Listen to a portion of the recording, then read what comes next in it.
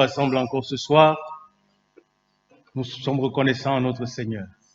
Aujourd'hui encore, il nous accorde d'être rassemblés pour recevoir sa parole. Amen. C'est ce qui fait notre force. Amen. Il y a des gens qui parlent de la piété, mais qui renient ce qui en fait la force. Mais nous ne renions pas ce qui fait la force de la piété. La force de la vie de Dieu, elle vient de la parole de Dieu. Amen, parce que Dieu est sa parole.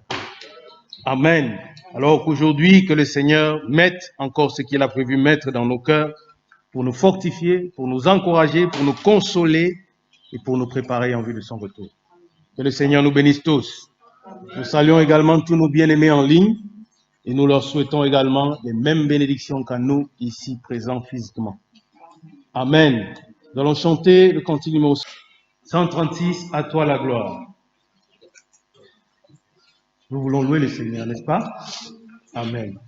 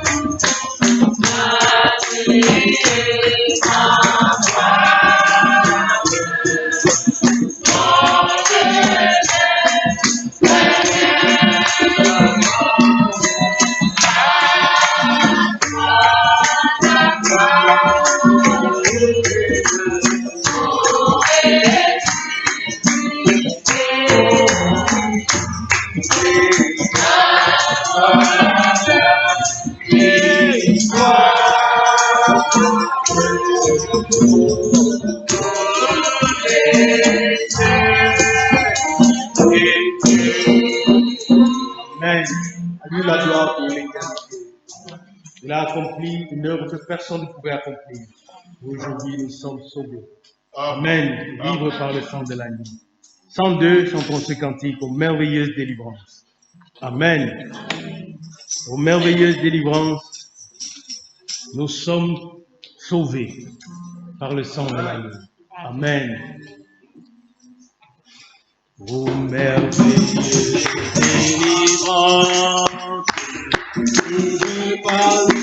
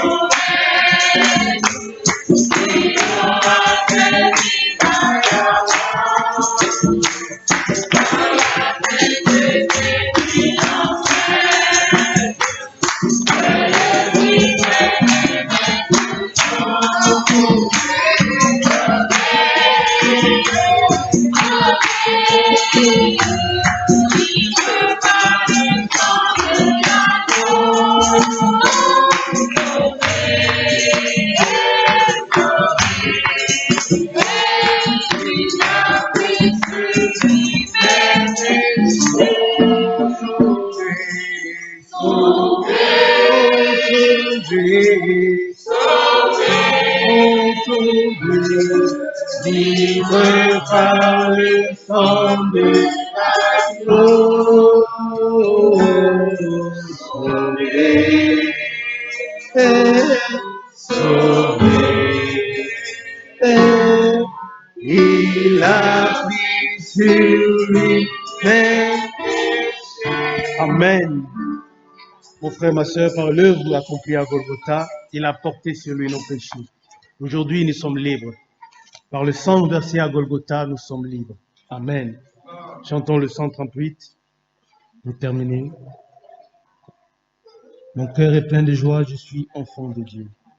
Si nous avons expérimenté cette œuvre de Golgotha, alors tous nos péchés ont été lavés, nous avons été réconciliés avec lui et nous sommes enfants de Dieu. Et nous pouvons le dire comme il est dit dans 1 Jean chapitre 3. Voyez quel amour le Père nous a manifesté en faisant de nous des enfants de Dieu. Et avec l'assistance du Saint-Esprit en nous, nous pouvons le dire, nous le sommes. Amen. Le Saint-Esprit en nous nous dit que nous sommes enfants de Dieu. Amen. Amen.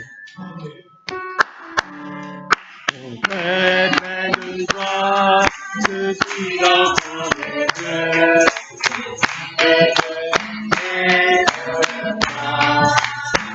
Je sais qu'il est mon fils.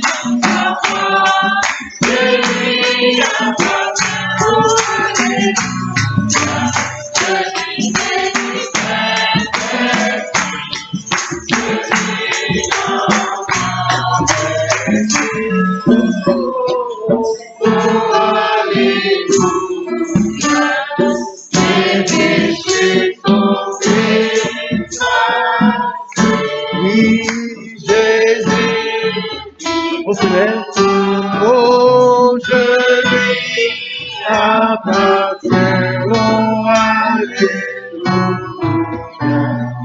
Je suis né du Saint-Esprit, je suis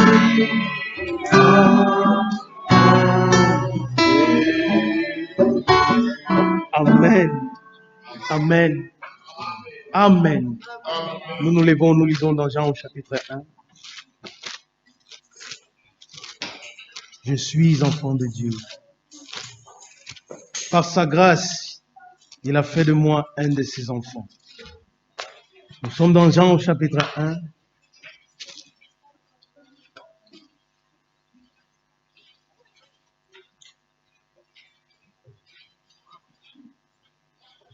Nous lisons le verset 1.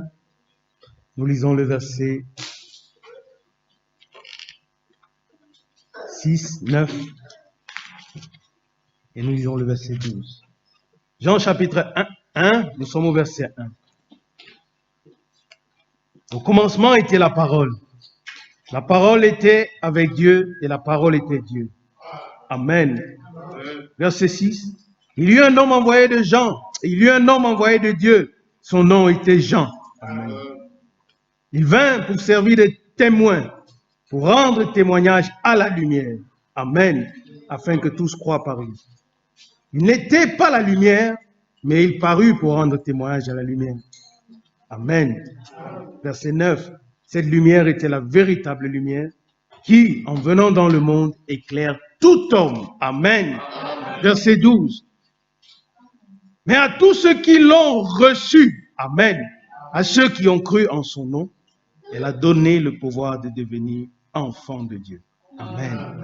Lesquels sont nés, non du sang, ni de la volonté de la chair, ni de la volonté de l'homme, mais de Dieu. Amen. Élevons nos voix et prions le Seigneur. Bien-aimé Seigneur, au nom de Jésus-Christ, nous élevons nos voix pour nous recommander entre tes mains pour ce temps que tu nous donnes dans ta présence. Seigneur, nous l'avons chanté. Nos cœurs sont pleins de joie. Nous sommes enfants de Dieu. Tu nous as accordé de reconnaître la parole par laquelle, Seigneur, tu as fait de nous les enfants de Dieu. En elle, nous avons cru, Seigneur. Nous avons reconnu son nom par la révélation.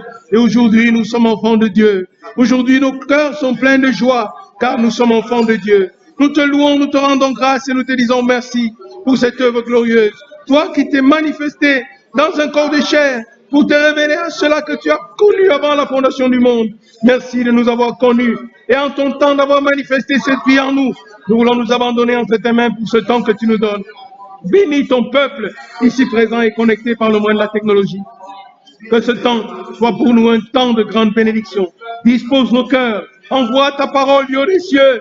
Ô Dieu fidèle, que par ton esprit, tu te manifestes encore ce soir au milieu de nous. Sois avec mon frère qui parlera. Point-le, Seigneur, et qu'il puisse parler de ta part à ton peuple. Que ton peuple reçoive ta parole avec reconnaissance et avec foi. Merci de nous bénir dans ta présence. Je te le demande avec foi, au nom de Jésus-Christ. Alléluia. Amen.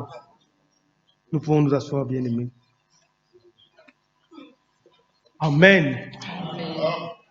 Aux merveilleuses délivrances, nous l'avons chanté. Nous avons expérimenté la délivrance, bien-aimés.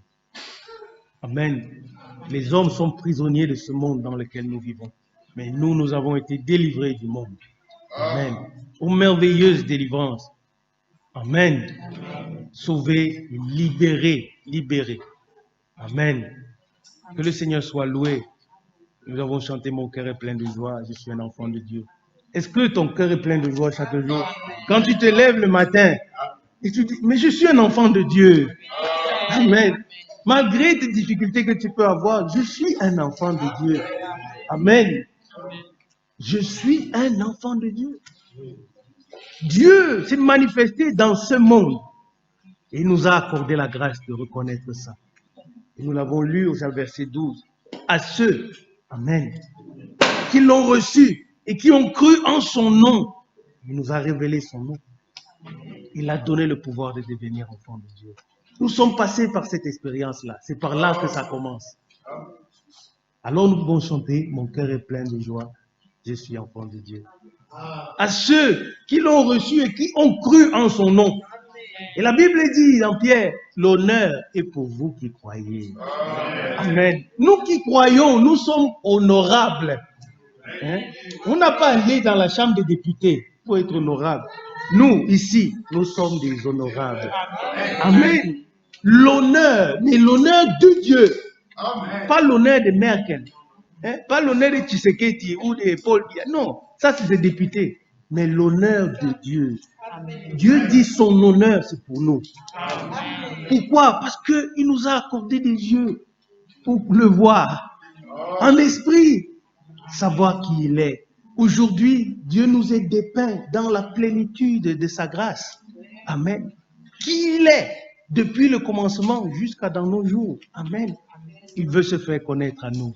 Amen. Il est notre Père et nous sommes ses enfants.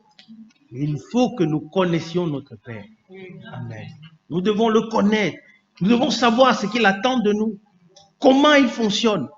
Et le suivre dans ses voies. Il ne doit pas nous suivre dans nos voies, mais nous le suivons dans ses voies. Amen. Que le Seigneur nous accorde. Lisons Éphésiens chapitre 2 pour renforcer cette pensée. Et nous appelons directement notre frère Jean-Marc, après que notre frère Steve soit venu prier avec nous. Éphésiens chapitre 2, vous connaissez ce verset. Éphésiens au chapitre 2. Verset 19. Ainsi donc, vous n'êtes plus des étrangers. Amen. Nous ne sommes plus des étrangers. Amen. Ni des gens du dehors. Mais vous êtes concitoyens des saints gens de la maison de Dieu. Amen. Et vous êtes édifiés sur le fondement des apôtres et des prophètes. Jésus-Christ étant la pierre angulaire. Amen. Amen.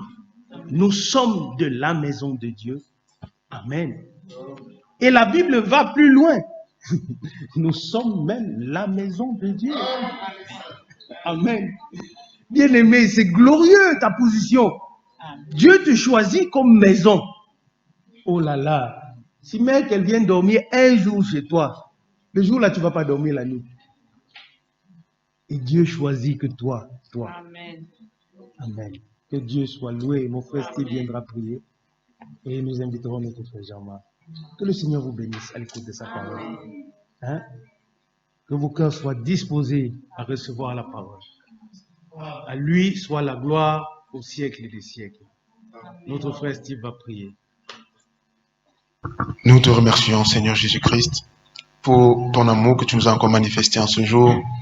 Seigneur, nous te disons merci d'avoir conduit nos pas dans cette salle.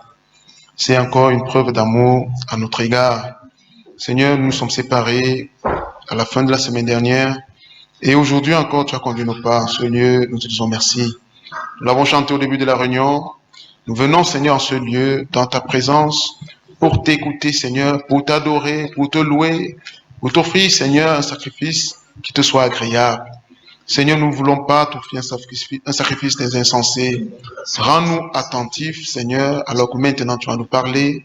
Seigneur, toi-même soutiens ton serviteur que tu vas utiliser.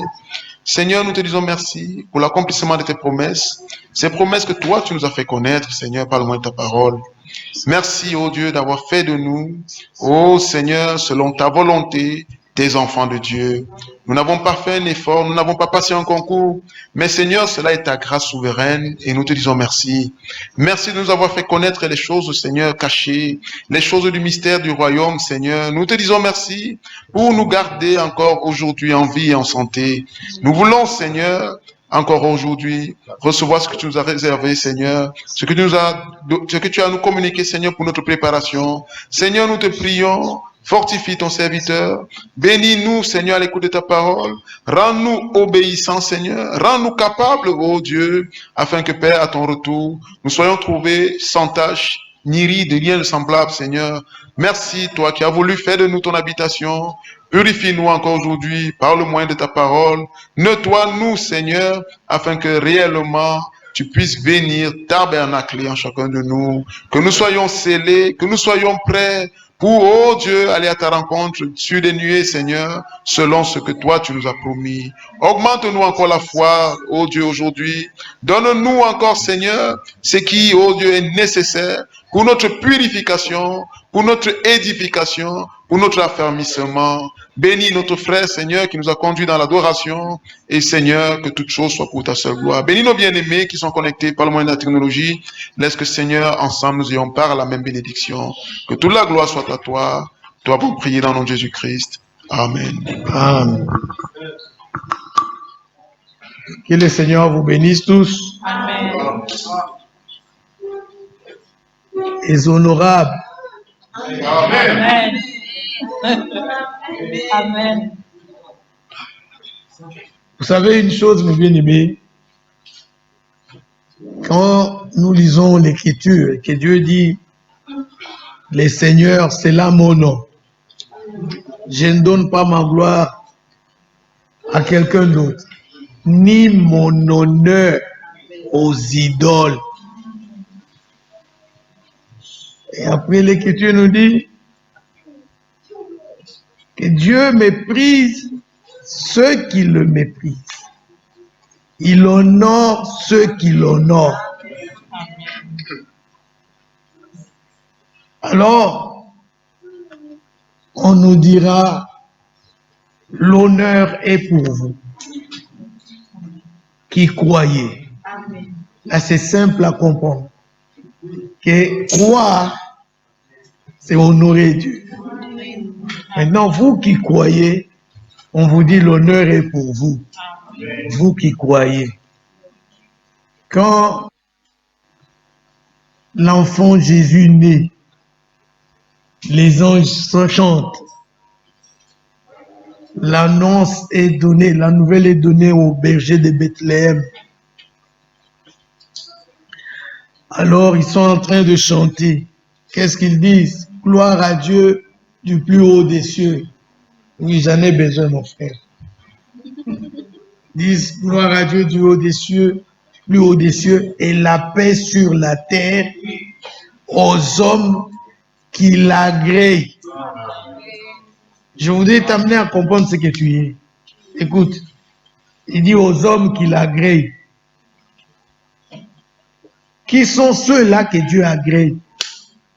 La Bible dit, sans la foi, il est impossible de lui être agréable.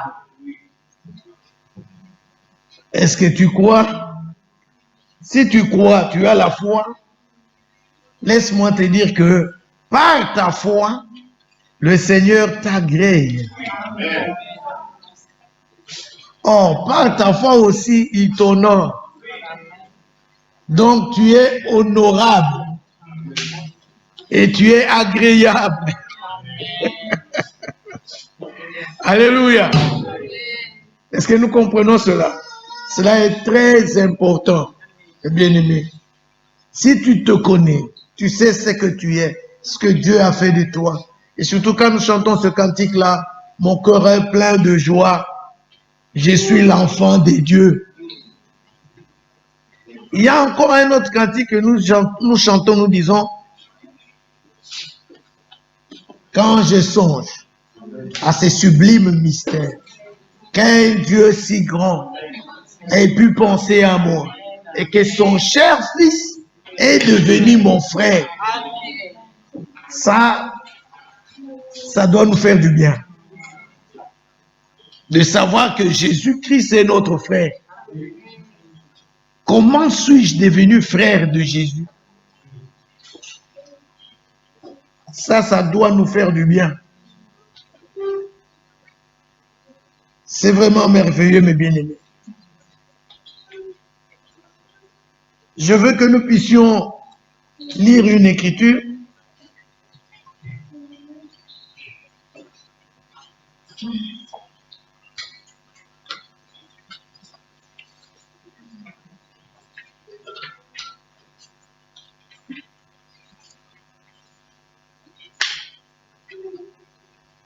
Nous allons lire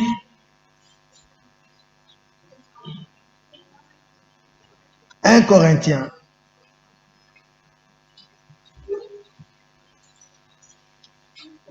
Chapitre 1er. Nous lirons du 17 à 28.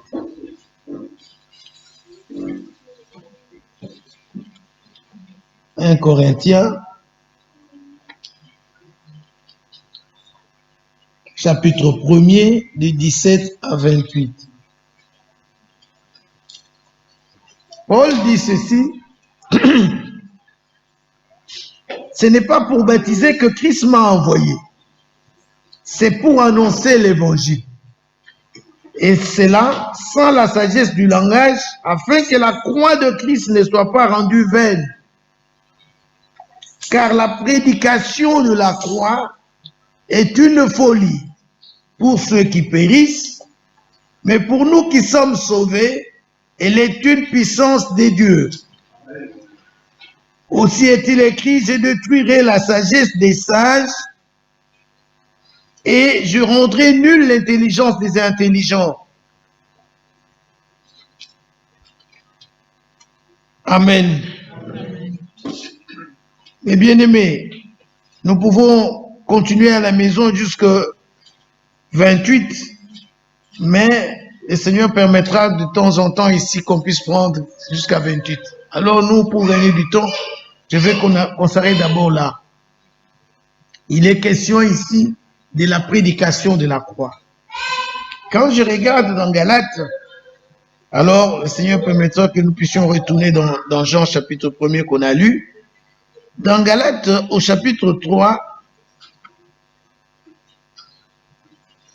l'Écriture dit ici au verset 1, Galates dépourvus de sens. Qui vous a fasciné? Vous, aux yeux de qui Jésus-Christ a été peint comme crucifié. Je veux que... Amen.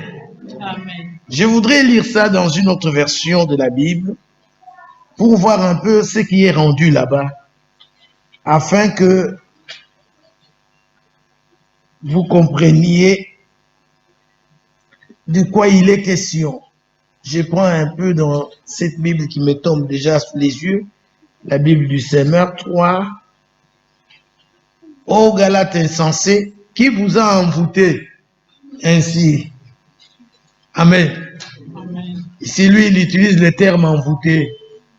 Et puis, dans Galates chapitre 3, et dans la version Louis II, donc la nouvelle édition de Genève, il est écrit qui vous a ensorcelé.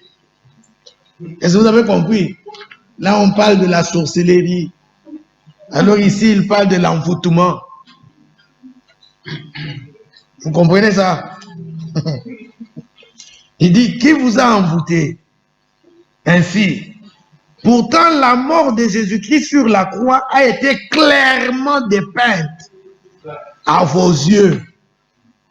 C'est ce qui est dit autrement là-bas. Christ a été peint comme crucifié. C'est-à-dire, c'est comme on a une toile et puis on dessine. Amen. Et puis on est en train de dessiner noir sur blanc, vous montrer ce qui s'est passé à la croix. Sa mort à la croix. C'est-à-dire, cela vous a été peint. C'est-à-dire, c'est comme par exemple dans le naturel, on dit, tu ne comprends pas vite, veux-tu que je te fasse un dessin? Vous avez déjà compris ça, n'est-ce pas? Que je te fasse un dessin pour que tu comprennes. Alors, mais écoutez, nous, la croix de Jésus-Christ nous a été peint. Amen. C'est-à-dire éclairé. Afin que nous comprenions qu'est-ce qui réellement s'est passé.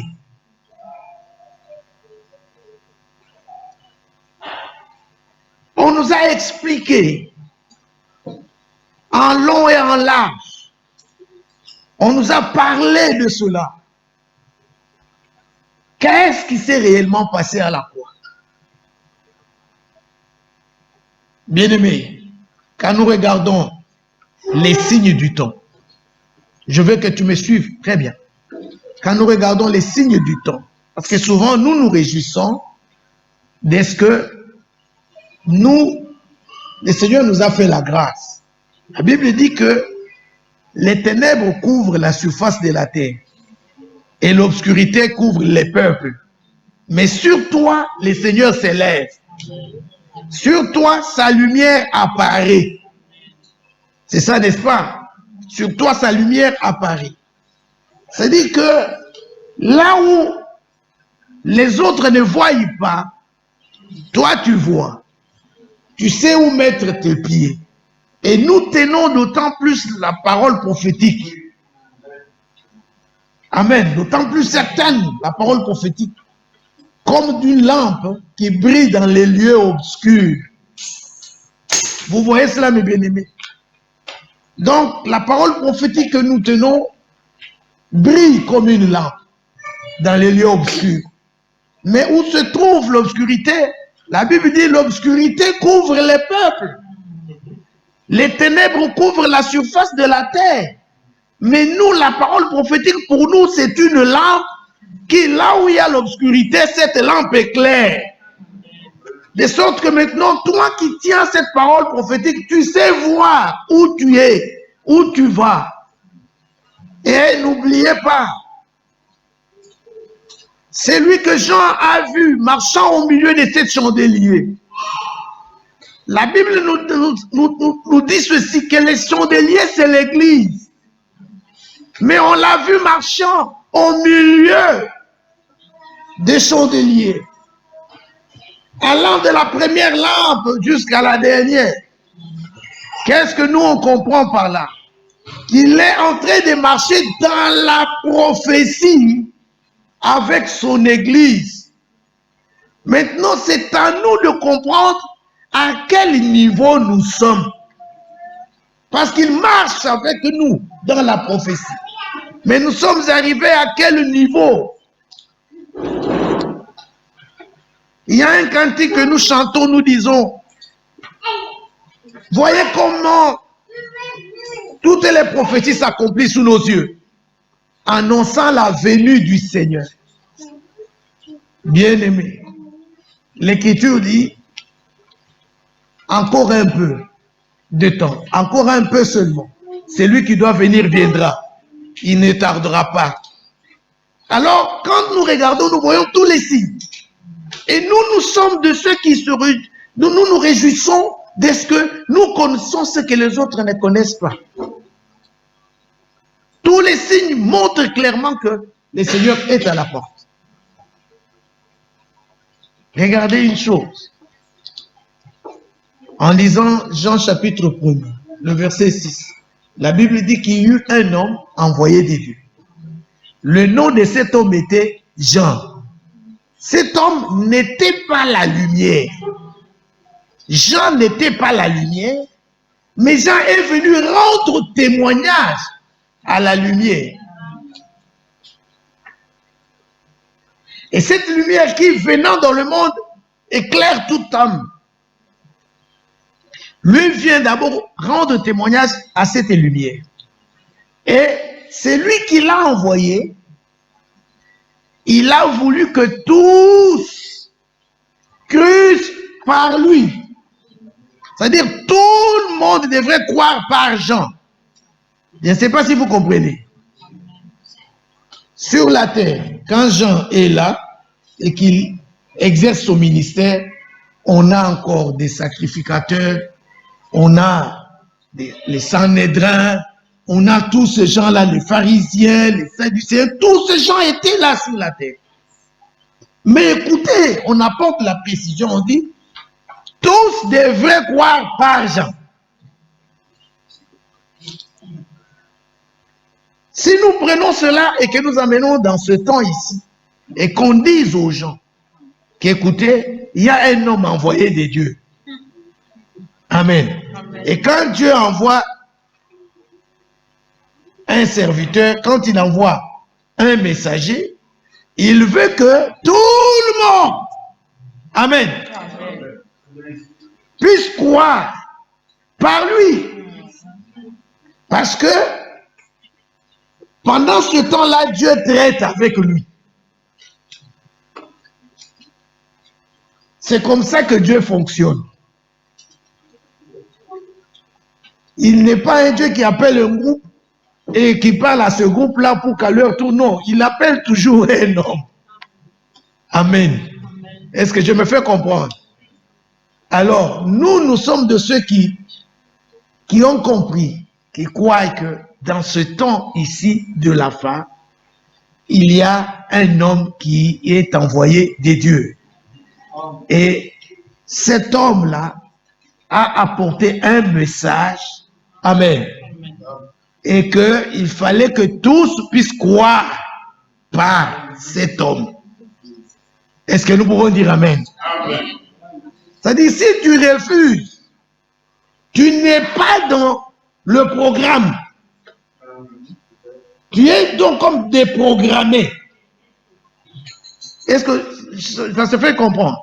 C'est-à-dire que c'est comme si tu t'exclus dans le programme de Dieu, parce que dans son programme, il envoie cet homme avec un message pour ce temps.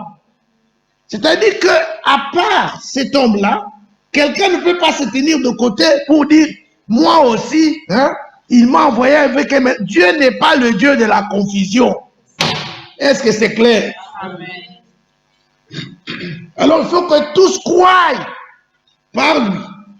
Ceux qui avaient refusé de croire au message de Jean, d'abord, on va venir à Jean. Allons d'abord, prenons l'exemple d'abord de Noé. Il fallait que le déluge vienne. Parce que quand les hommes se sont multipliés sur la terre, la Bible dit que les fils de Dieu virent que les filles des hommes étaient devenues belles et ils en prirent pour femmes. Est-ce qu'on comprend cela? Cela a pu irriter Dieu et alors il a pris la décision de pouvoir exterminer tous les hommes. Alors, en ce moment-là, il envoie qui? Il envoie maintenant Noé avec un message. Les gens voient Noé comme un fou qui est en train de faire lâche. Et alors ils se disent, mais il n'y a pas d'eau. Où est-ce que son arche va flotter? Ça va flotter où? C'est un si grand navire, il va flotter où? Parce qu'il n'y a pas d'eau. Leurs météorologues, ceux qui connaissaient la météorologie, quand ils regardaient, il n'y a pas de pluie. Vous voyez cela? C'est comme ça, non? Et vous vous souvenez aussi d'Élie avec le roi, alors que la pluie n'était pas tombée pendant déjà 6 mois. Amen. Mais quand la pluie venait, qui avait cru? Qui pouvait croire que la pluie était annoncée? Parce que quand Élie parle, il dit que je vois la pluie. Donc un petit nuage comme ça, à la forme de la paume de la main. Vous vous imaginez? Nuage à la forme de la paume de la main. C'est tellement petit que tu ne peux pas vraiment bien voir cela. Mais lui voyait ça. Et il disait, j'entends un bruit qui annonce une pluie. Il dit au roi, cours vite. Donc, lui a vu qu'il y a la pluie. Mais les autres ne voyaient pas qu'il y avait la pluie. Tsunami est arrivé, les météorologues étaient muets. Personne n'a su voir venir tsunami pour qu'ils puissent prendre maintenant des précautions. Bien-aimés, il n'y a que Dieu seul. Amen. Qui connaît toutes choses. Pendant ce temps-là de Noé, les gens ne comprenaient rien. Noé fait lâche. La Bible appelle Noé le prédicateur de la justice. Il a prêché pour dire aux gens, venez entrer dans l'arche, il y aura la pluie qui va tomber, les gens vont mourir. Ces gens n'ont pas écouté le message de Noé. Vous voyez cela? Alors tout celui qui pouvait aller ailleurs, à côté, et ne pas venir écouter ce que Dieu avait mis dans la bouche de Noé, il n'était pas dans le programme. Il était à côté. Alors pendant ce temps-là, il fallait écouter Noé parce que c'était lui que Dieu avait envoyé et à qui Dieu avait donné le message pour ce temps-là. Mais quand ils n'ont pas écouté, quel a été leur sort? Dans l'arche, il n'y a eu que 8 personnes seulement qui étaient sauvées. Noé, sa femme, ses fils et leurs femmes. Et c'est tout. Vous voyez cela? Et alors, quand on laisse l'exemple de Noé, on va maintenant prendre encore maintenant l'exemple donc de Jean-Baptiste. Quand Jean est venu et qu'il était en train d'annoncer, donc il était en train de prêcher la parole, qu'est-ce qui est arrivé? Les pharisiens, les sadducéens, tous ces gens-là, ils ne voulaient pas aller vers lui. Ils ont refusé de se faire baptiser. Donc, ils se sont exclus du programme de Dieu.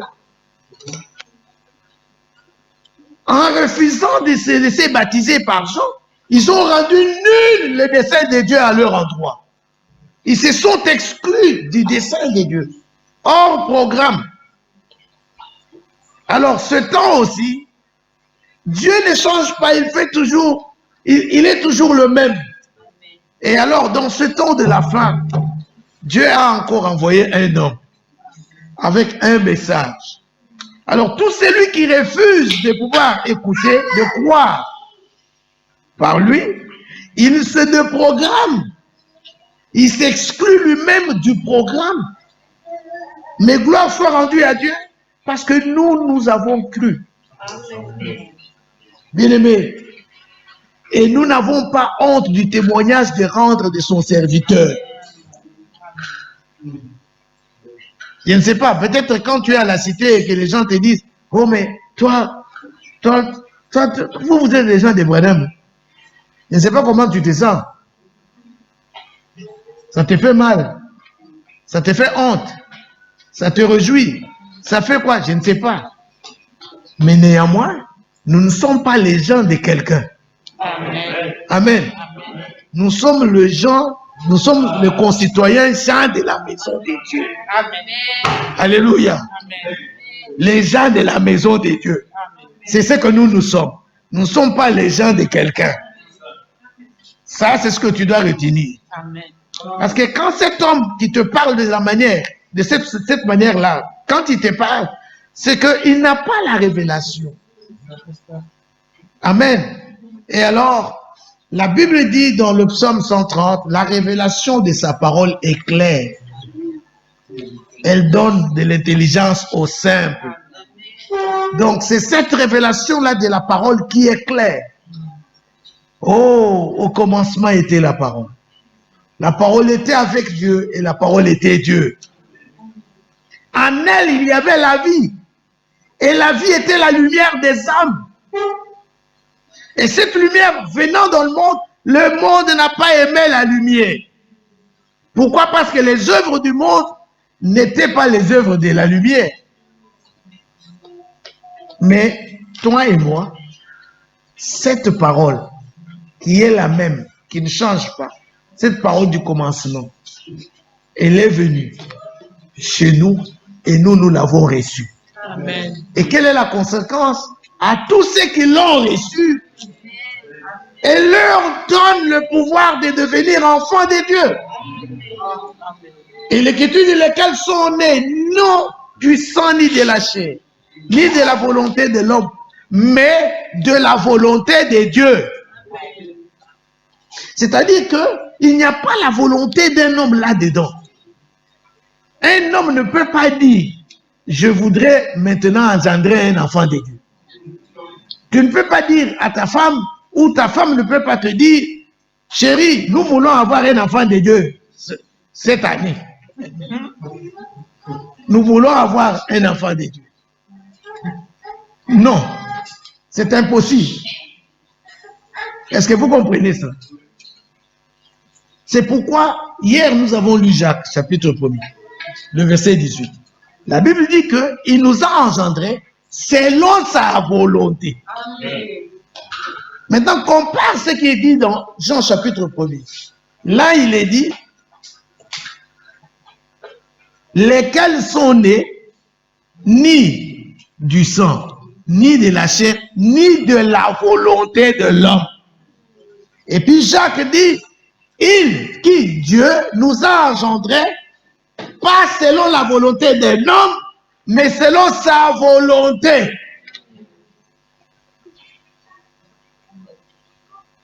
Et il nous a engendrés comment? C'est par sa sémence. Sa sémence qui est la parole. Voilà pourquoi je disais ici que nous qui avons la parole prophétique, en regardant tous les signes qui arrivent, nous savons le temps dans lequel nous sommes. Et pour nous, nous savons qu'il n'y a plus de temps. Le Seigneur est à la porte. Mais, qui montera à la montagne du Seigneur? Qui, ce jour-là, sera enlevé? Qui partira? Il ne suffit pas seulement que l'on chante ça. Il ne suffit pas seulement que l'on parle de ça. Mais le problème, c'est que il faut que l'on soit prêt. Si la nouvelle naissance, tu ne l'as pas encore connue, comment peux-tu parler du ciel? Comment iras-tu au ciel si d'abord la nouvelle naissance, tu ne l'as pas connue? Pourquoi nous avons insisté ou nous insistons sur ces choses? Nous voulons que le nôtre fasse des expériences véritables. Amen. C'est-à-dire des véritables expériences. Comme tu dis, je suis enfant de Dieu. Comme notre frère, précieux frère Dani nous a dit tout à l'heure, que nous avons le témoignage. Et hier, nous l'avons encore dit, le témoignage de l'esprit.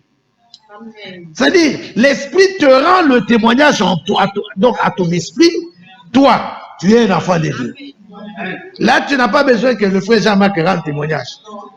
Je ne sais pas si tu comprends. C'est-à-dire, tu n'es pas enfant de Dieu parce que un prédicateur t'a dit, toi, tu es enfant de Dieu. Non. Mais toi-même, tu as le témoignage en toi. Amen. Est-ce que tu comprends? Dieu est esprit. Quand on dit que l'esprit rend témoignage, c'est qui? C'est lui-même Dieu qui te rend témoignage. Or, le témoignage de Dieu est plus grand. Amen. Est-ce qu'on comprend bien? Le témoignage de Dieu est plus grand que le témoignage des hommes.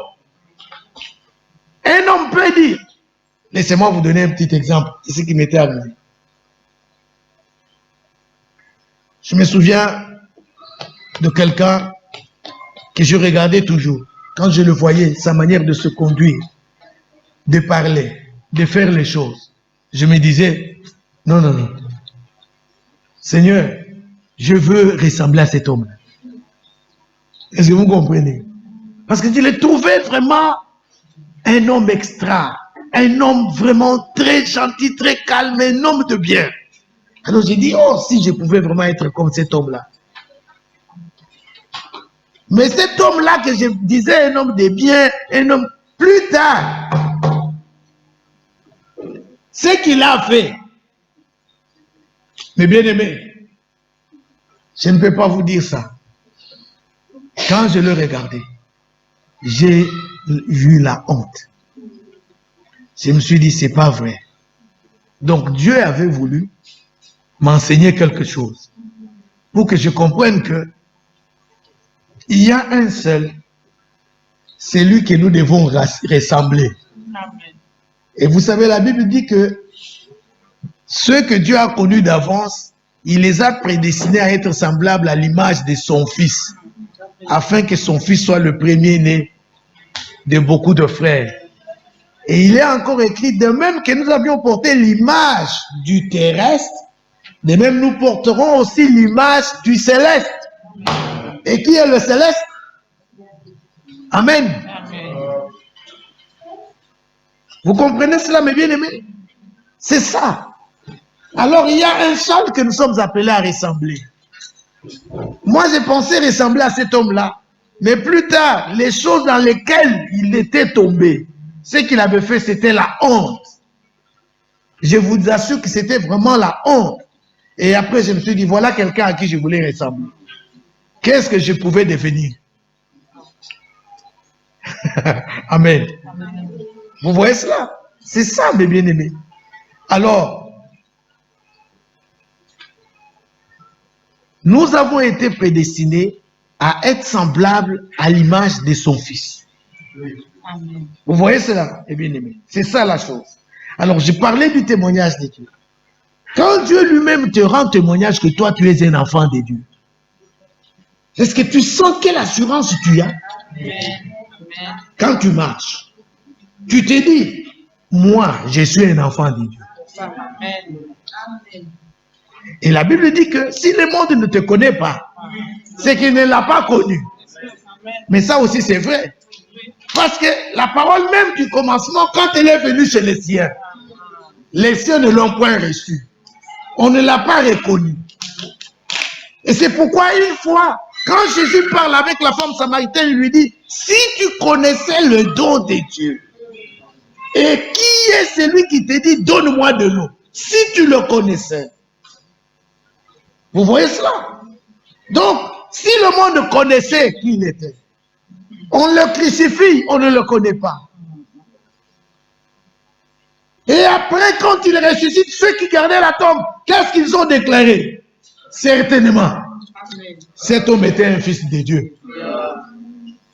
Vous comprenez cela? Ils ne le connaissaient pas. Ils ne le connaissaient pas.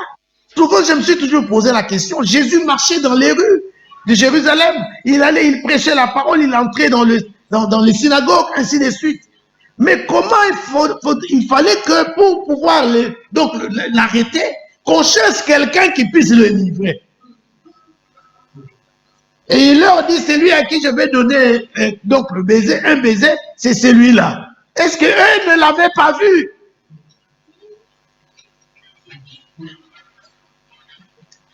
Ils ne le connaissaient pas. Oh, c'est vrai.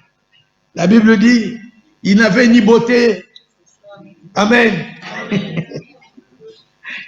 ni éclat pour attirer nos regards. Lui n'avait ni beauté ni éclat pour attirer nos regards. C'est ça, les gens ne pouvaient pas le connaître. Il n'était pas du genre, avez-vous déjà quelqu'un qui opère des miracles, mais qui interdit aux gens de ne pas parler de ça. Mais prenez un prédicateur d'aujourd'hui là. Si un miracle s'est fait par son truchement, il dit, vous voyez, on a amené les caméras, parce qu'il veut qu'on voie, qu'on sache que c'est lui, il a fait. Ce n'est pas pour rien qu'ils vont dire, n'avons-nous pas fait des miracles en ton nom? Parce que ce sont eux qui font les miracles. Mais pour nous, ce ne sont pas les hommes qui font des miracles, mais c'est le Seigneur qui fait les miracles. Et ils veulent qu'on les connaisse. Nous regardons en Afrique comment les gens se battent. Chaque fois, ils veulent vraiment qu'ils soient connus. Il dépense beaucoup d'argent pour que vraiment... C'est-à-dire qu'il fait sa propre publicité pour qu'on le connaisse. Et quand souvent je lis dans l'Ecclésiaste, on parle d'un homme sage qui n'était pas connu, qui avait vraiment fait des grandes choses dans le pays. Vous vous imaginez un homme qui bâtit, qui fait des choses, mais on ne le connaît pas. Mais cependant, c'est cet homme-là qui a fait de grandes choses. Quel genre d'homme? Quel genre d'homme? Regardez ce que Jésus était. Qui pouvait connaître? Qui pouvait le connaître? Mais vous et moi, nous avons reçu la grâce de recevoir cette parole, de recevoir ce message. Qu'est-ce que nous en faisons? Est-ce que vous suivez? Jésus vient bientôt. Voilà pourquoi nous vous disons, c'est le moment où nous devons maintenant. Souvenez-vous, une fois nous avions, je me rappelle, nous étions encore en haut là-bas. Nous avions dit, examinons-nous nous-mêmes pour voir si nous sommes dans la foi. Et nous avons parlé en long, en large de toutes ces choses. Mais maintenant, ce que nous voulons, c'est quoi, mes bien-aimés? Ce n'est pas le fait que vous connaissiez tous les mystères, que vous connaissiez ceci ou cela. Mais nous voulons que chacun de nous puisse être rassuré par les expériences que lui-même a vécues. Que si le Seigneur vient aujourd'hui, il part. Est-ce que vous comprenez? Voilà pourquoi nous avons commencé avec vous d'abord à la croix. Et ici, il est écrit, la prédication de la croix est une folie pour ceux qui périssent. Mais pour nous qui sommes sauvés, c'est la puissance de Dieu. À la croix, qu'est-ce qui s'est passé? Je vais prendre un petit point. Écoutez, nous avons obtenu le pardon de nos fautes. Est-ce qu'on peut dire amen? Nous avons obtenu le pardon de nos péchés. À la croix. C'est là que toutes nos fautes, parce que la Bible dit qu'il s'était chargé de nos iniquités. Amen. Je vais revenir là-dessus. Mais allons dans Exode. Nous disons quelque chose dans Exode. Exode.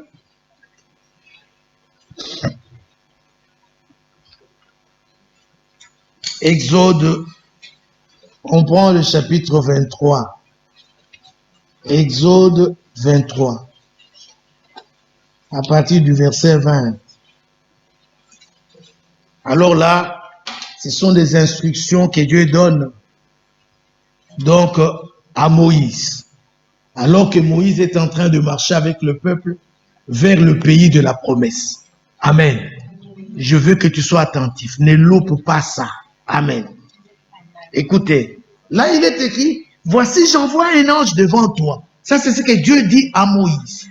J'envoie un ange devant toi pour te protéger en chemin et pour te faire arriver au lieu que j'ai préparé. Maintenant il lui dit, tiens-toi sur tes gardes en sa présence et écoute sa voix. Ne lui résiste point parce qu'il ne pardonnera pas vos péchés. Amen. Amen. Car mon nom est en lui. Amen. Amen. Je t'ai dit de ne pas louper ça, non? Oui. Amen. Amen. Est-ce que tout le monde voit ça? Gardons un peu les doigts là-bas. Allons d'abord dans le psaume 130, le verset 4. Lisons psaume 130, verset 4. Psaume 130, le verset 4. Oui, je crois, c'est ça le verset 4.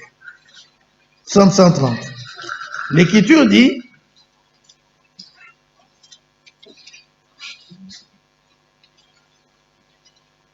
mais le pardon se trouve auprès de toi, afin qu'on te craigne. Le pardon se trouve où? C'est auprès seulement de Dieu. Amen. Amen. Amen. C'est auprès de Dieu qu'il y a le pardon. Comme pour dire, le pardon, c'est son apanage. C'est lui qui pardonne. Alors il dit, je suis le Seigneur qui pardonne tes iniquités. Amen. Amen. Donc le pardon se trouve auprès de lui, afin que nous puissions le craindre. Vous voyez ça? Alors maintenant, quand nous lisons dans Exode, on dit, d'abord, prenons d'abord Luc 5, 21. Luc 5, 21, pour compléter le psaume 130. Mais nous lirons seulement une partie. Mais on aura vraiment besoin de tout le verset après. Luc 5, 21. Je vais lui lire donc la dernière partie du verset 21. Qui peut pardonner les péchés si ce n'est Dieu seul? Vous avez vu ça? Luc chapitre 5, 21, la dernière partie. Qui peut pardonner le péché si ce n'est Dieu seul? Donc là, nous comprenons que c'est Dieu seul qui pouvait pardonner. C'est auprès de lui qu'il y avait le pardon. Mais quand il parle à Moïse dans Exode, il lui dit, mon ange marche devant toi. Garde-toi de le résister en chemin. Car j'ai mis mon nom en lui.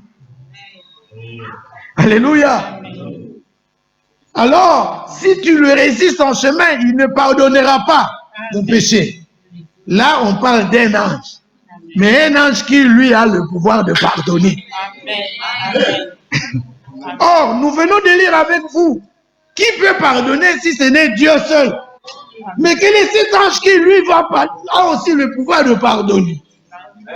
Amen. Est-ce que tu vois ça? Alors maintenant, écoute. Là, nous voyons que cet ange-là est spécial. Il n'est pas comme tous les anges. Lui, il est spécial. Comment lui? Parce que le pardon ne se trouve qu'auprès de Dieu. Mais comment lui? Et d'ailleurs, écoutez, ce qui fait qu'il soit spécial, c'est quoi? C'est qu'on dit qu'il a le pouvoir de pardonner. Et puis on ajoute que j'ai mis mon nom en lui. Amen. Est-ce que Michael a le nom de Dieu en lui? Non. Quand il dit j'ai mis mon nom en lui, c'est comme pour dire que moi-même je suis en lui. Est-ce que vous comprenez? Alors c'est quel ange comme cela? Prenons Exode. Dans Exode, nous allons prendre le chapitre 3.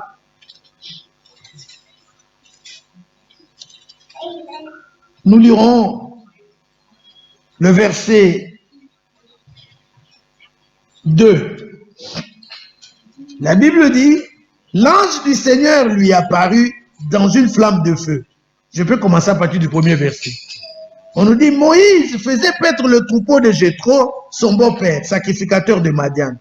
Et il mena le troupeau derrière le désert et vint à la montagne des dieux, à Horeb. L'ange du Seigneur lui apparut dans une flamme de feu, au milieu d'un buisson. Moïse regarda, et voici le buisson était tout en feu, et le buisson ne se consumait point. Moïse dit, je veux me détourner pour voir quelle est cette grande vision. Et pourquoi le buisson ne se consume point. Et maintenant, remarquez une chose. Au verset 4, le Seigneur vit qu'il se détournait pour voir. Jusque-là, il est question de l'ange du Seigneur dans le buisson ardent. Amen. On n'a pas parlé de Dieu. Celui qui est apparu à Moïse dans le buisson ardent, on a dit c'était l'ange du Seigneur. Maintenant, quand Moïse se retourne pour regarder, le verset 4 dit, le Seigneur vit qu'il se détournait pour voir. Vous voyez comment on avance, non? Dans cette révélation-là. C'est l'ange du Seigneur qui est dans le feu. Et puis après, c'est le Seigneur qui lui. Il voit qu'il est en train de regarder. Et après, on nous dit, et Dieu l'appela. Il appela où? Du milieu du buisson. Et dit, Moïse, mais Moïse, et il répondit, mais voici. Dieu dit, n'approche pas d'ici. Mais si on n'a pas dit, l'ange du Seigneur dit, nous on a dit, Dieu dit. Alors maintenant, qu'est-ce que nous comprenons? Bien-aimé, si tu n'as pas compris la divinité dans l'Ancien Testament, amen, il est difficile que tu comprennes la divinité dans le Nouveau Testament. Je vais vous donner un petit exemple. Je sais que nous allons avoir le temps demain. Regardez, quand vous allez regarder dans Zacharie, on nous parle là-bas de Josué. Amen. Et Josué, il se tenait et il y avait l'accusateur qui était en train de l'accuser. Vous connaissez l'accusateur? Hein? C'est le diable. Alors, oh, il a des vêtements sales. Mais figurez-vous, c'est merveilleux cela. Trouvons cela, mes bien-aimés. C'est dans Zacharie.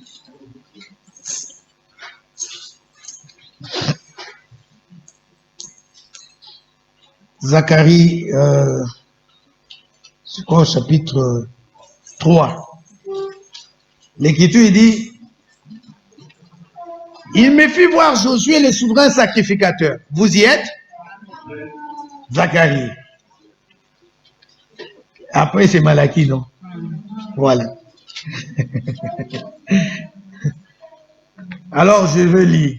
Il me fit voir Josué le souverain sacrificateur debout devant l'ange du Seigneur. Et Satan qui se tenait à sa droite pour l'accuser. L'accusateur est du diable. Parce que c'est le diable qui est l'accusateur. Disons-le même à nos enfants. Hein? Quand ils sont en train de jouer à la maison, là, chaque 2 minutes, papa, regarde ce que... Papa, il faut lui dire, l'accusateur est du diable. Il ne faut pas accuser l'autre à tout moment. Amen. Comme ça, il apprend. Et non, c'est lui qui a l'habitude d'accuser beaucoup là. Ce n'est pas bien. Alors, regardez. Il me fit voir Josué, le souverain sacrificateur, debout devant l'ange du Seigneur, et Satan qui se tenait à sa droite pour l'accuser. Le Seigneur dit à Satan, oui, cet accusateur-là, quand nous allons monter, lui, on va le précipiter. Qui? L'accusateur de nos frères, qui les accuse nuit et jour. On va le précipiter sur la terre. Maintenant, là, laissez-le accuser. Et d'ailleurs, il n'a pas de chance. Parce que le dossier n'est pas là. C'est ça. Amen. Est-ce que vous avez compris? Amen. Il n'y a plus de dossier. C'est ça le problème. Il n'a pas de chance parce que même celui-même chez qui il va accuser là, c'est celui-là même qui est le juge. C'est celui-là même qui est notre avocat. Ça, il n'a pas de chance. Alors maintenant, le Seigneur dit à Satan, est-ce que tu as compris ce que j'ai dit? Amen. Oui, parce que quand il vient t'accuser, même quand tu es dans ta maison, tu veux même prier seulement, il te dit, est-ce que toi, tu penses qu'il va t'écouter? Toi là, tu penses que vraiment Dieu va t'écouter? Il te dit ça dans ta conscience. Tu dis, est-ce que tu ne sais pas ce que tu avais fait ça, il t'accuse chaque fois. Et maintenant, quand tu sens ça, tu es affaibli. Et tu dis, frère Dani, je ne sais pas si vous pouvez prier pour moi. Donc toi-même, tu n'es pas capable. Parce qu'accuser toujours dans ta conscience. Est-ce que vous comprenez cela? Accuser toujours, c'est ça son travail. Mais que dit l'Écriture? Résistez-lui avec une foi ferme. C'est-à-dire, moi je crois que il y a quelqu'un qui m'a pardonné. Amen. Et l'Écriture dit, si nous confessons nos péchés, il est fidèle et juste pour nous le pardonner. C'est tout. Je n'ai pas à me faire de problème. Parce qu'il sait qu'il va me pardonner. Mais le diable, lui, te fera croire le contraire. Il te dit, tu es mal barré. Et c'est fini. Affaibli. Alors, il s'était là pour accuser Josué, le souverain sacrificateur. La Bible dit, le Seigneur dit à Satan, maintenant, vois, tu vois, hein? Je ne dis pas de voir entre les lignes, il n'y a rien entre les lignes, mais les lignes. Parce que c'est que les autres disent, oh, nous lisons entre les lignes. Entre les lignes, ce sont des vides. Mais toi, lis ce qui est écrit là. Amen. Amen. Qu'est-ce qu'on a dit là? Le Seigneur dit à Satan, hein? Bon, il dit que le Seigneur te réprime. Hein? Est-ce qu'il y a quelqu'un qui a vu quelque chose? Le Seigneur s'adresse à qui? Quel autre Seigneur à qui il s'adresse pour lui dire que le Seigneur te réprime? Est-ce que vous avez vu ça? Bon, gardons. Nous avons le temps. Amen. Alors, retournons d'abord dans ce qu'on était en train de dire, parce qu'il nous reste 20 minutes. Alors, je voudrais dire, si tu n'as pas compris la divinité dans l'Ancien Testament, il te sera difficile de comprendre cela dans le Nouveau Testament. Amen. Alors, maintenant, bien-aimés, nous étions dans Exode. Hein, Exode 4. Je veux t'amener à comprendre ceci. Dieu c'est-à-dire dans sa plénitude originelle, dans l'Ancien Testament, personne ne pouvait le voir.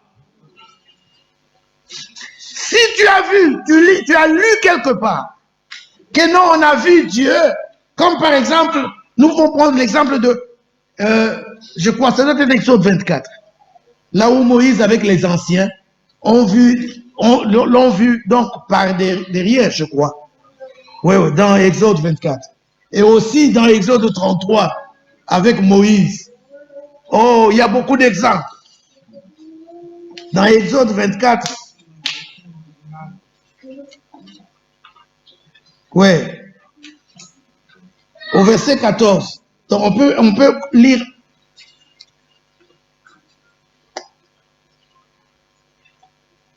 Au verset 12.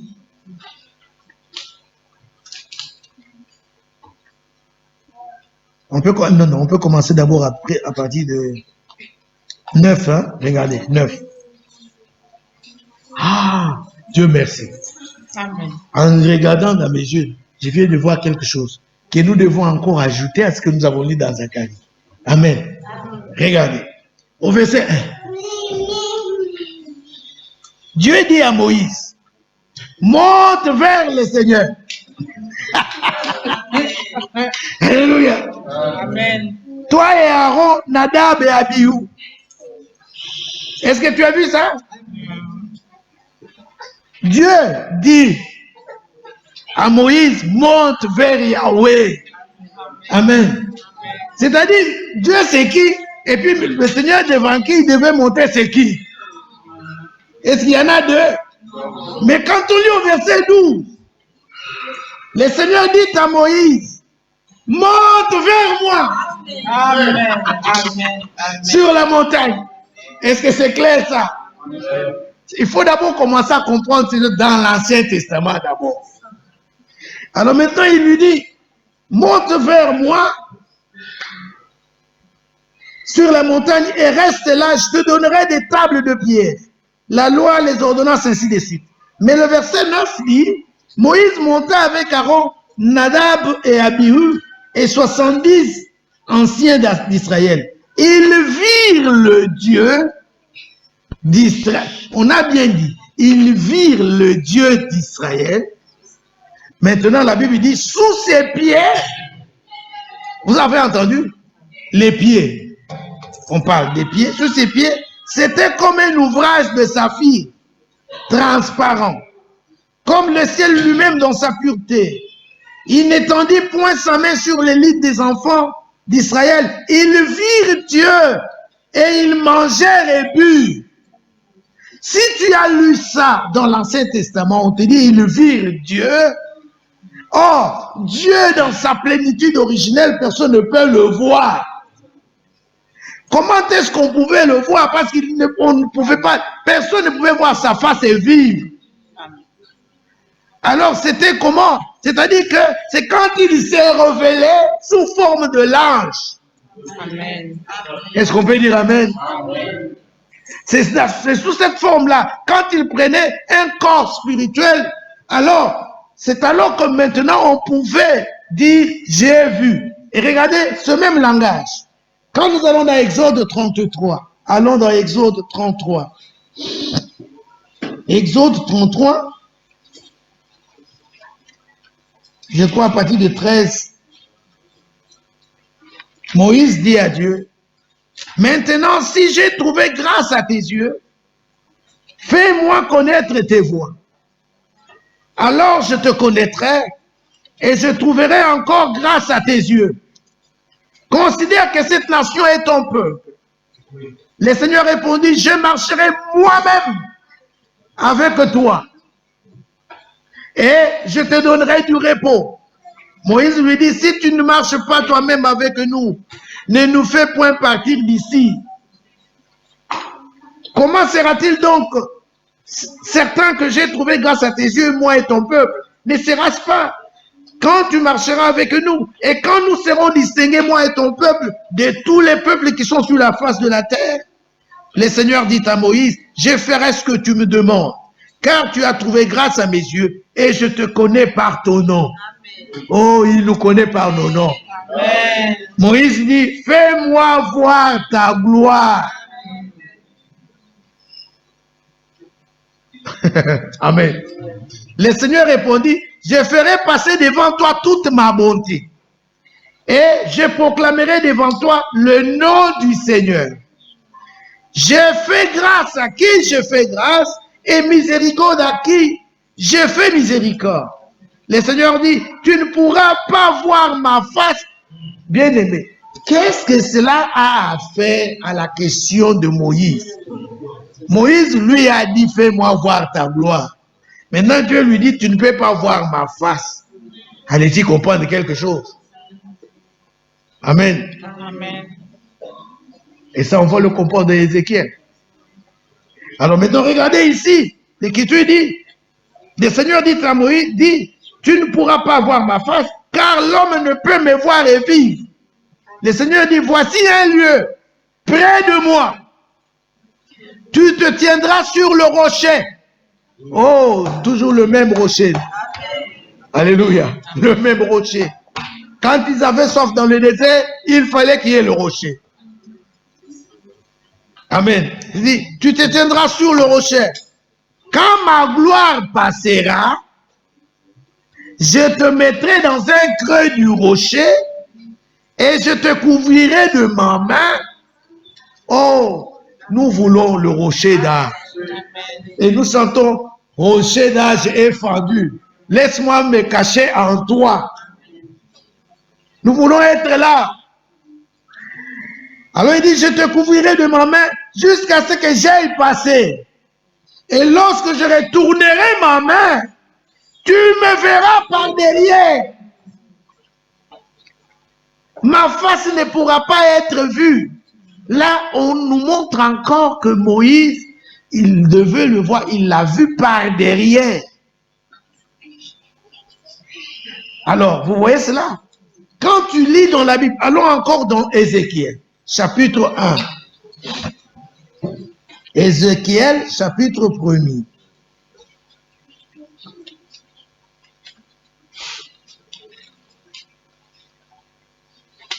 Dans Ézéchiel 1er, le verset 26, regardez une chose. Ézéchiel raconte d'abord cette vision-là. Quand vous commencez déjà à partir du premier verset, la Bible dit la 30e année, le 5e jour, du 4e mois, comme j'étais parmi les captifs du fleuve du Kébar, les cieux s'ouvrirent et j'eus des visions divines. Le 5e jour du mois, c'était la 5e année de la captivité du roi Joachim. La parole du Seigneur fut adressée à Ézéchiel, le fils d'Eblouzi, le sacrificateur. Donc, j'ai pris ce premier verset pour que tu comprennes d'où commence la chose. Amen. Alors maintenant, regardez. Au verset 26, il décrit ce qu'il a vu. Il dit, on peut commencer...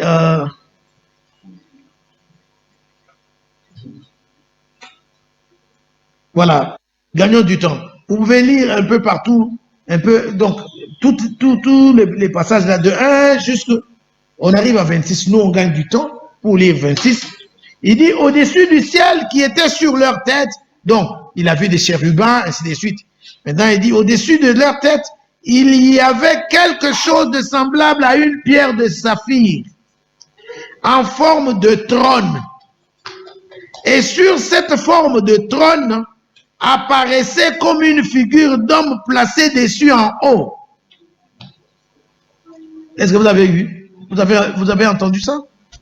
Alors, j'ai vu encore comme des lérins polis, comme du feu, au-dedans duquel était cet homme. As-tu déjà vu un homme de la terre ici dans le feu? Un homme de la terre entré dans le feu est allumé, lui il est dedans. Donc, allez-y comprendre de qui on parle ici. Il dit un homme qu'il a vu dans le feu. Et la Bible dit ceci.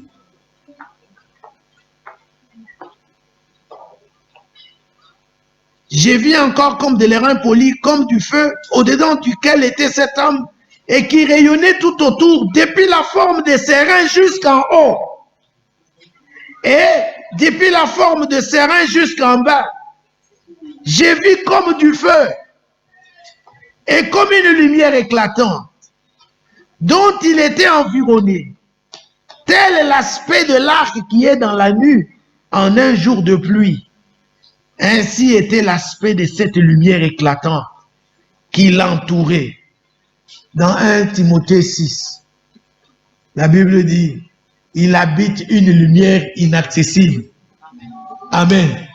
Vous comprenez? Il habite une lumière inaccessible. Et la Bible dit, c'était une image de la gloire du Seigneur. Donc, cet homme qu'il a vu là, dans le feu, Ézéchiel le décrit, il dit que c'était une image de la gloire du Seigneur. Bien-aimé, vous voyez ça? Et il dit, à cette vue, j'ai tombé sur ma face et j'entendis la voix de quelqu'un qui parlait. Et quand nous allons dans Ézéchiel au chapitre 8, le verset 4, là, il a vu une image qui est une image de la gloire de Dieu. C'est ça, n'est-ce pas? Et maintenant, au verset 4, il dit, et voici, la gloire du Dieu d'Israël était là, telle que je l'avais vue en vision dans la vallée. Il me dit, fils de l'homme. Donc, ce qu'il appelle la gloire finit par être maintenant Dieu lui-même qui lui parle. Alléluia. Et qu'est-ce que nous comprenons? L'image de Dieu. Amen. Donc, la gloire de Dieu, comme on a écrit ici, une image de la gloire du Seigneur. L'image de Dieu, c'est Dieu lui-même. Alléluia. Quand tu entends parler de la gloire de Dieu, c'est Dieu lui-même. La gloire de Dieu, c'est Dieu lui-même. C'est pourquoi dans Exode 33, Moïse dit à Dieu, fais-moi voir ta gloire. Et Dieu comprend que Moïse veut me voir. Est-ce que vous avez compris? la gloire de Dieu, c'est Dieu lui-même. Alors, mes bien-aimés, je disais que si tu as lu dans l'Ancien Testament, on a vu Dieu par derrière, je l'ai vu sous ses pieds, comme nous venons de le décrire. Sur cette forme-là, c'est que Dieu s'est manifesté sous la forme de l'ange. Et c'est sous cette forme-là, dans Genèse 18, qu'il est parti rendre visite à Abraham sous les chaînes de Mamré. Et il s'est fait accompagner de 2 autres anges. Alors, quand Abraham regarde, il dit qu'il a vu 3 hommes qui venaient devant lui. Et quand les anges apparaissent, ils ont la forme des hommes. Voilà pourquoi dans Genèse, quand Dieu crée, il dit, faisons l'homme à notre image. Il s'adresse à qui? Aux anges.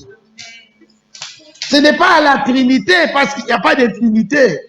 Il s'adressait aux anges. Alors, celui que Moïse a vu dans le buisson ardent, on y va vite, demain on a tout le temps, c'était qui? L'ange du Seigneur. Et nous avons vu avec vous que l'ange du Seigneur, c'est le Seigneur lui-même. Alors, c'est cet ange-là dont Dieu parle à Moïse, il lui dit, il marchera devant toi.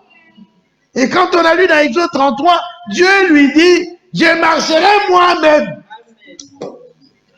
Est-ce que vous avez compris? Je marcherai moi-même. Alors qu'il lui a dit, au verset 23, que j'ai mis mon ange devant toi et j'ai mis mon nom en lui. Et cet ange est spécial parce qu'il a le pouvoir de pardonner. Alors il dit, si tu lui résistes en chemin, il ne pourra pas pardonner tes péchés. Et alors dans Exode 33, c'est lui qui était l'ange qui marchait devant Moïse. Maintenant, le Seigneur dit, moi-même, je marcherai devant toi. Donc, l'ange du Seigneur, c'est le Seigneur lui-même. Est-ce que nous avons compris cela? Alors, à part Dieu, il n'y avait personne qui avait le droit de pardonner le péché. Le péché, le pardon de péché s'est trouvé auprès de lui. C'est lui qui pardonne les fautes.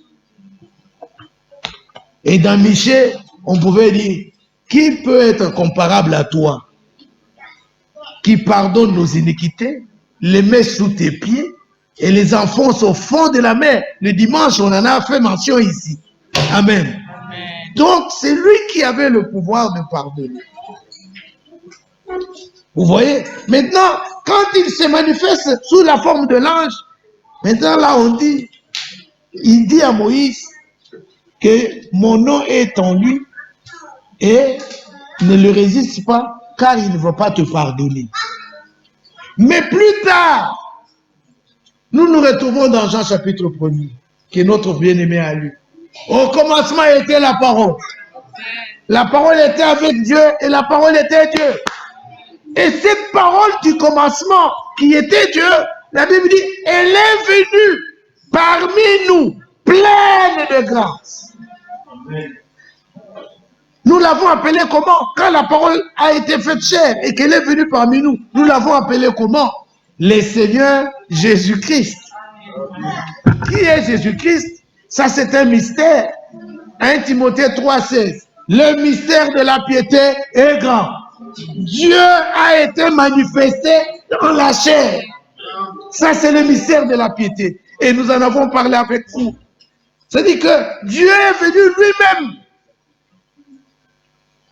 Et alors, il est venu dans une chair humaine. Et un jour, maintenant, allons dans notre Luc 5, là. Luc, chapitre 5. Luc 5, nous avions lu le verset 21, la dernière partie. Mais maintenant, lisons ce qui s'est passé à partir du verset 17. On apporte un paralytique.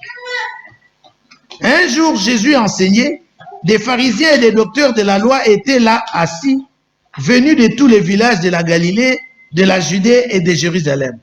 Et la puissance du Seigneur s'est manifestée par des guérisons. Et voici, des gens portant sur un lit un homme qui était paralytique, cherchaient à le faire entrer et à le placer sous ses regards. Comme il ne savait pas par où, plutôt, l'introduire à cause de la foule, ils montèrent sur le toit et ils le descendirent par une ouverture, avec son lit au milieu de l'assemblée, devant Jésus.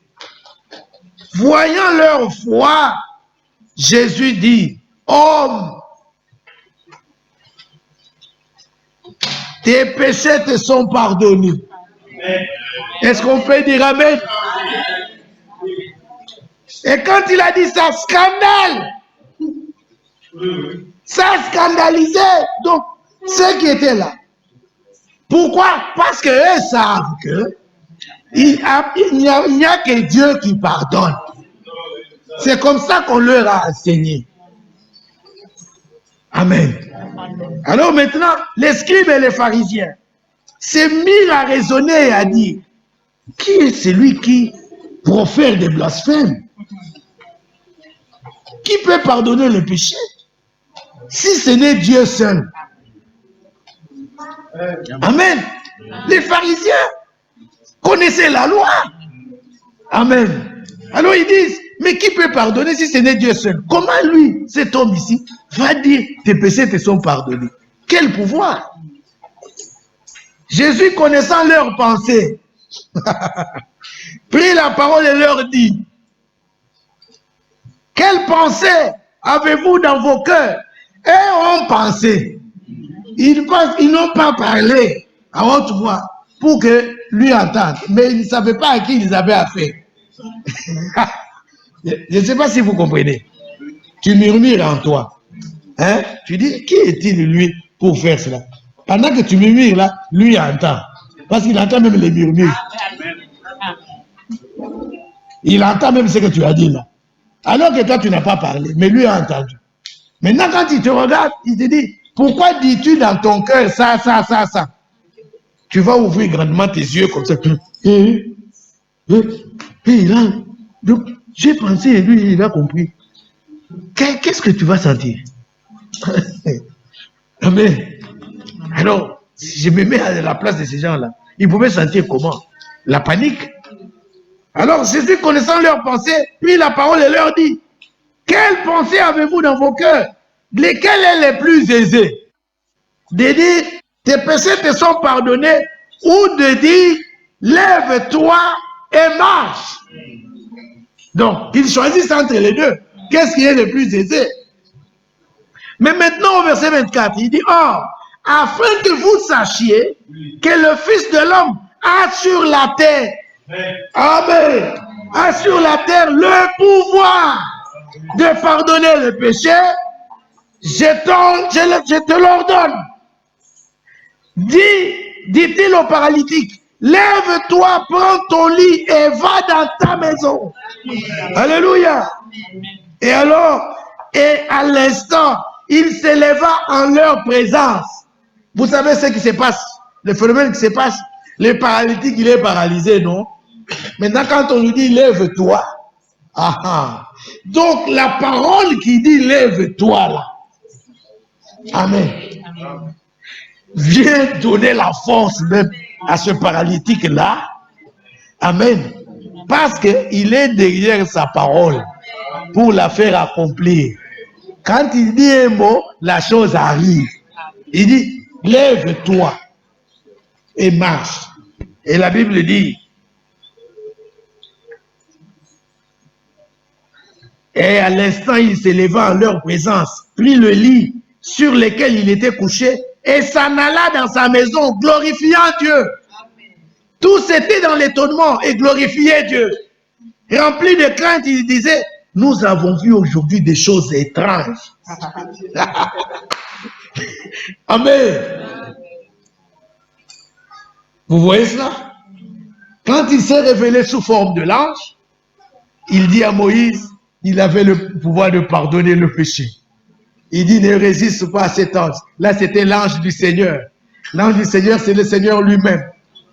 Maintenant, plus tard, quand il vient sous la forme de l'homme, Amen, alors il pardonne le péché.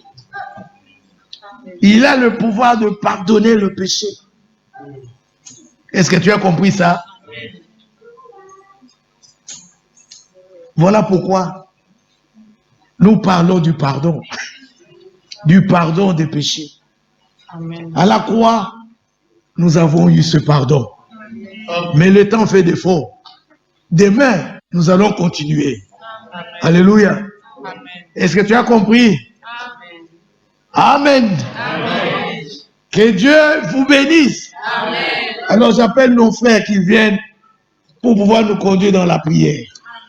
Amen.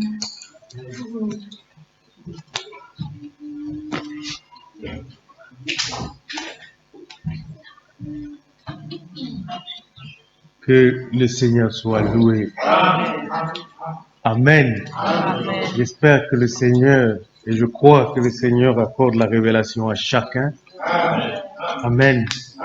De saisir la pensée que Christ veut donner. Amen.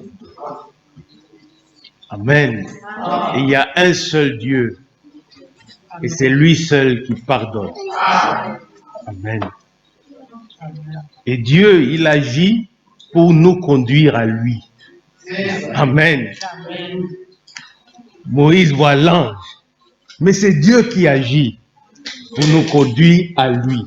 Amen. Et il dit, ne résiste pas. Amen. Et l'ange doit donner la parole à Moïse, et Moïse ne doit pas résister à la parole. Amen. Dieu fait toutes choses par sa parole. Il nous donne sa parole. Nous ne devons pas résister. Parce que cette parole a toute la puissance pour accomplir les desseins de Dieu. Lève-toi, prends ton lit et va dans ta maison. Amen. Amen. Dans la parole, il y a tout ce que Dieu avait prévu pour le paralytique. Amen. Vous connaissez le figuier. Dans la parole, il y avait tout pour sécher le figuier. La parole est sortie. Le lendemain, le figuier était sec. Bien-aimés frères et sœurs, quand la parole sort comme elle est sortie, amen, reçois-la avec foi. Dieu veut t'amener à lui. Il veut que tu le connaisses. Qui est celui qui agit depuis l'Ancien Testament? Comment est-ce qu'il agit pour atteindre quel but? Il est le même hier, aujourd'hui et éternellement. Il agit de la même manière aujourd'hui. Il envoie sa parole vers toi. Ne résiste pas à sa parole. Amen. Il veut te ramener à lui. Nous sommes les enfants de Dieu. Amen. Et nous voulons prier. Nous voulons dire merci à Dieu de ce que réellement il nous a accordé un cœur pour croire sa parole. Parce que dans cette parole, nous l'avons lu dans Jean 1, il y avait le pouvoir de faire de nous des enfants de Dieu. Nous voulons réellement lui dire merci, bien-aimés frères et sœurs. Nous voulons lui dire merci pour la grâce d'être des croyants, des vrais croyants doublés. Amen. Chantons le cantique que mon frère a même mentionné, Dieu Tout-Puissant quand mon cœur considère. C'est un cantique de reconnaissance, bien-aimé, de celui qui a expérimenté réellement cette chose. Dieu Tout-Puissant, c'est le numéro 1, quand mon cœur considère. Nous chantons juste les 2 premiers couplets. Et nous voulons prier. Amen. Amen. Dieu Tout-Puissant, quand mon cœur considère tout l'univers, créé par ton pouvoir, le ciel a des éclairs, le tonnerre, le Père et de tout mon être, de tout mon être, alors c'est alléluia, Dieu Tout-Puissant, que tu es bon, que tout mon être, alors s'élève un son. Dieu Tout-Puissant, que tu es grand. Quand par le droit, pour la promesse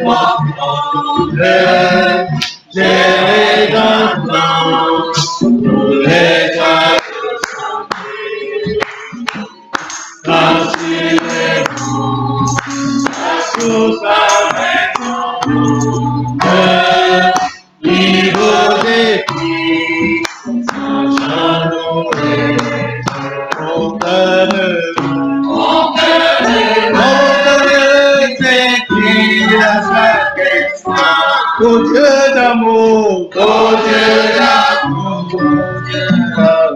que tu es beau, tu es grand, oh Dieu, tu es à chaque instant.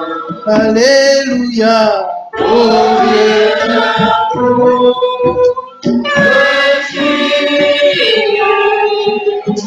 Mon frère, ma soeur, élevons nos voix.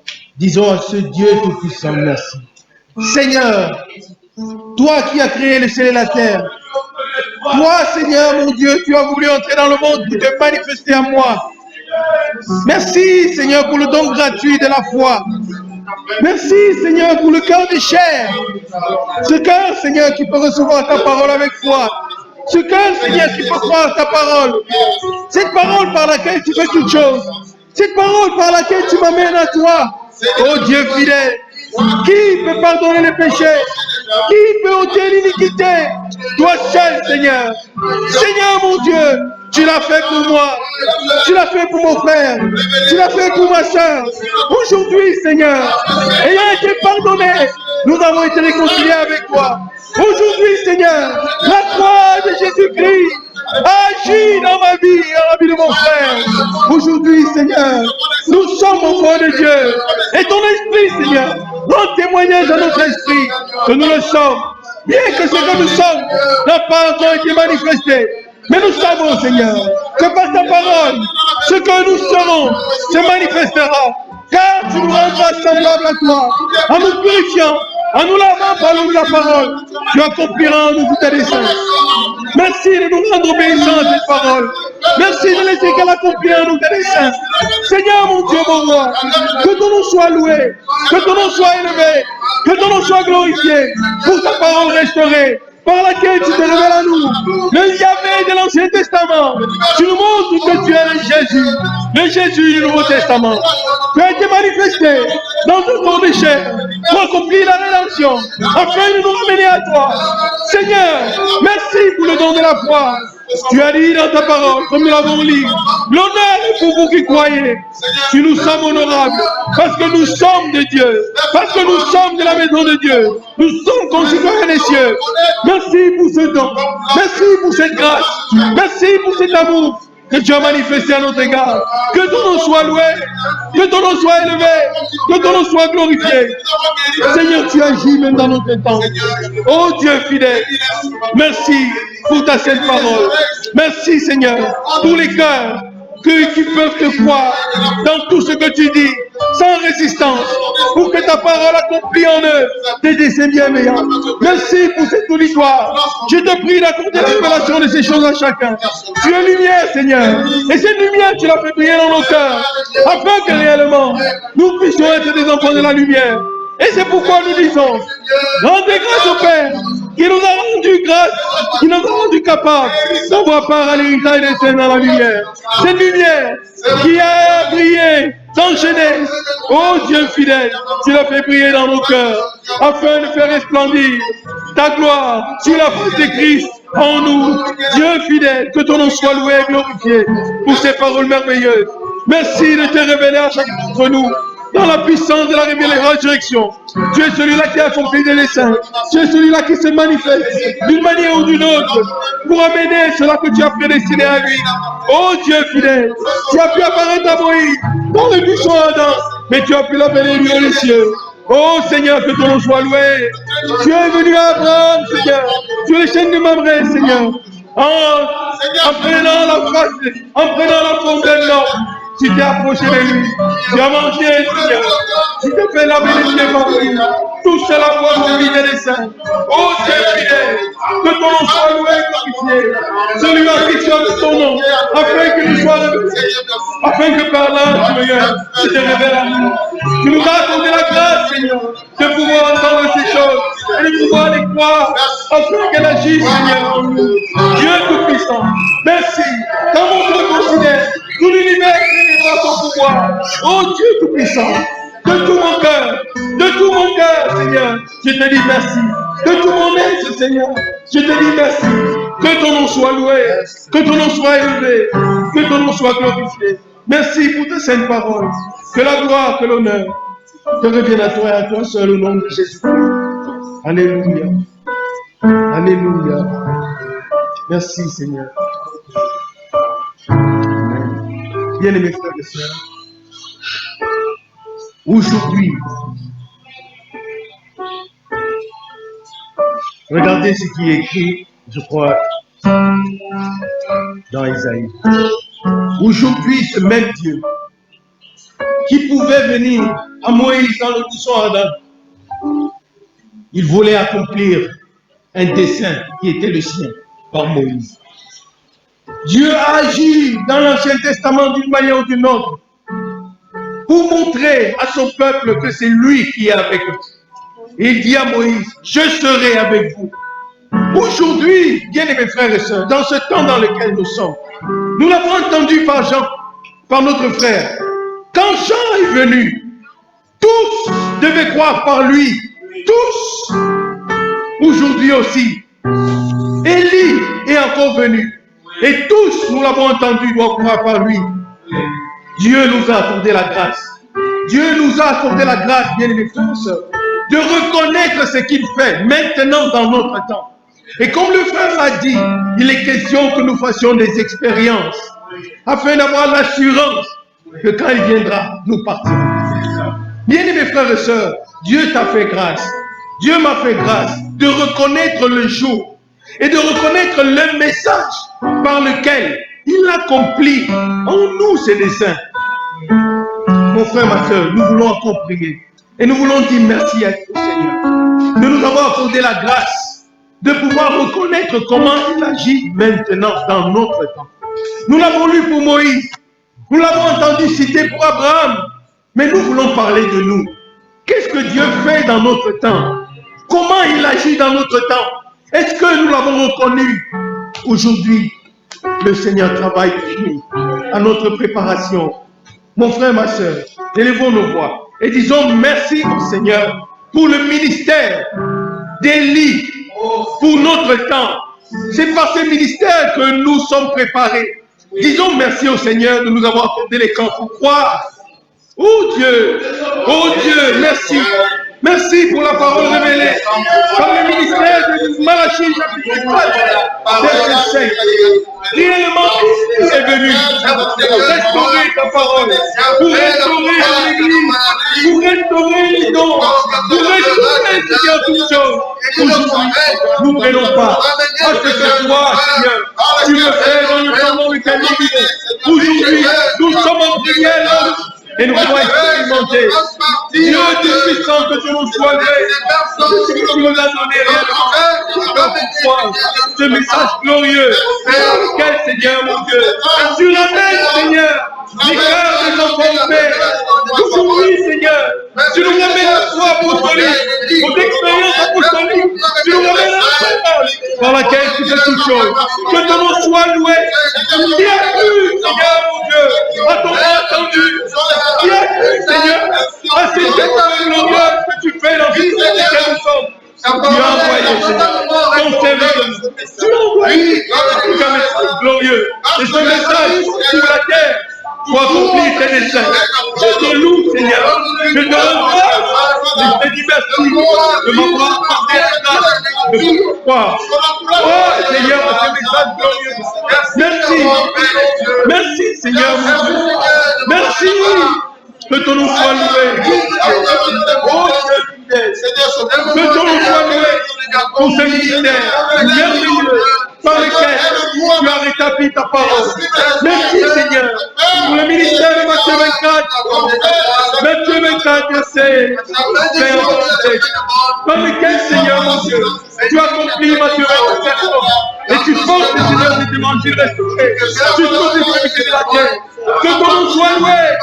Toi, le jamais de l'Ancien Testament, qui t'est manifesté dans notre chair, pour accomplir, Seigneur, la rédemption. Oh, Seigneur, c'est ta lampe nouvelle éternelle, par laquelle nous avons la vie. Nous sommes sanctifiés, par laquelle, Seigneur, nous sommes purifiés, par laquelle, Seigneur, nous sommes dans le baptême du Saint-Esprit, et nous sommes prêts. Sois loué, Seigneur. Sois loué, sois glorifié pour serviteur pour glorieux et merveilleux. À toi la gloire, à toi la majesté et la puissance. Que ton nom soit loué, que ton nom soit glorifié. Merci Seigneur. Merci Seigneur. Au nom de Jésus-Christ. Bien-aimés frères et sœurs, le verset que je voulais lire dans Isaïe, il est en verset 36. Le Seigneur dit, verset 11, c'est moi. C'est moi qui appelle de l'Orient un oiseau de proie. C'est moi qui appelle d'une terre lointaine un homme pour accomplir mes desseins. Alléluia. Et il dit, je l'ai dit et je le réaliserai. Amen. Je l'ai conçu et je l'exécuterai. Les desseins de Dieu pour toi, ils s'accompliront. Pourquoi? Parce que tu as reconnu le jour, tu as reconnu le message, tu as reconnu l'homme que le Seigneur a envoyé. Pas pour te conduire à l'homme, mais pour te conduire au Seigneur.